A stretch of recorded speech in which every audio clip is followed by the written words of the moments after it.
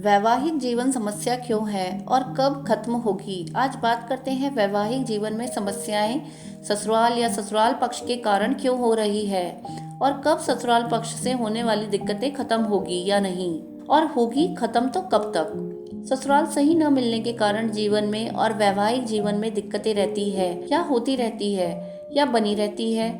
ससुराल पक्ष के कारण या ससुराल वालों के सही व्यवहार के कारण वैवाहिक जीवन सही नहीं चल पाता, जिससे वैवाहिक जीवन में और स्वयं के जीवन में भी दिक्कत होने लगती है। और यह कब खत्म होगी दिक्कतें और कैसे व क्या इस समस्या का भविष्य है, आज इसी विषय की ओर बात करते हैं।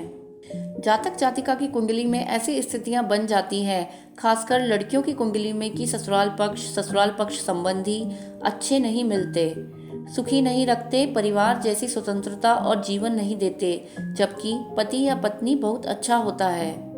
कुंडली का 7वां भाव इसका स्वामी और शुक्र ससुराल का है, तो दूसरा भाव तो 8वां भाव है, जब बलवान 7वें भाव और 7वें भाव स्वामी पर, साथ ही दूसरे भाव या दूसरे भाव स्वामी पर पाप ग्रहों शनि राहु केतु का अशुभ प्रभाव पड़ता है। खासकर दूसरे भाव सहित 7वें भाव स्वामी पर जब ससुराल अच्छा होगा, तब ससुराल से समस्या, ससुराल में टोका टोकी रहना, दबाव रहना आदि समस्याएं रहती है, जिससे वैवाहिक जीवन कहीं न कहीं दिक्कतों वाला होने लगता है। अब क्या ससुराल की परेशानियां खत्म होगी या ससुराल से अलग होकर रहकर ही वैवाहिक जीवन सुखी रह पाएगा, या उपाय करने से ससुराल पक्ष की तरह से वैवाहिक जीवन सुखी हो रहा है या सही नहीं चल रहा आदि।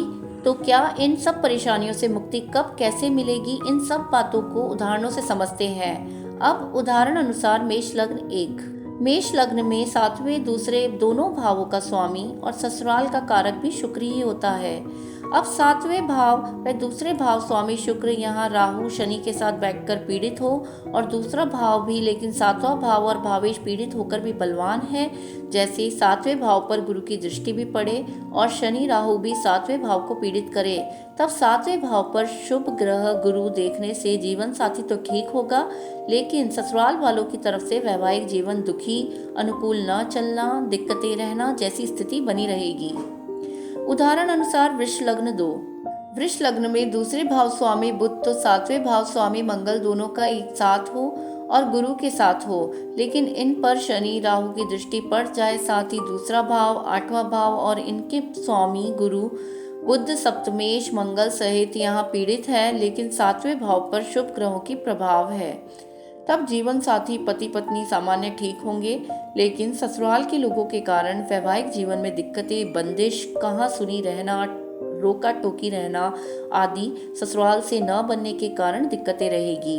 अब जब 7वां भाव और भावेश यहाँ शुभ स्थिति में होकर पीड़ित है, दूसरे और 8वें भाव सहित, तब ससुराल से अलग रहकर ही वैवाहिक जीवन सही चलेगा।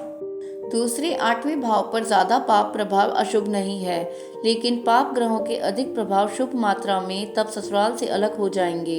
एक उदाहरण से समझते हैं कब ससुराल से अलग हो जाएंगे और वैवाहिक जीवन तब सही चलता है। उदाहरण सिंह लग्न में 7वें भाव का स्वामी शनि है और दूसरे भाव का स्वामी यहाँ बुध है। अब बुध शनि यहाँ एक साथ बैठकर पीड़ित है राहु मंगल से, तब ससुराल से दिक्कतें रहेंगी। ससुराल पक्ष के कारण जीवन पर दबाव, विवाह में कलह रहेगी। यहाँ 7वां भाव स्वामी शनि बलवान है, तब ससुराल से अलग हो जाएंगे, तब वैवाहिक जीवन ठीक होगा।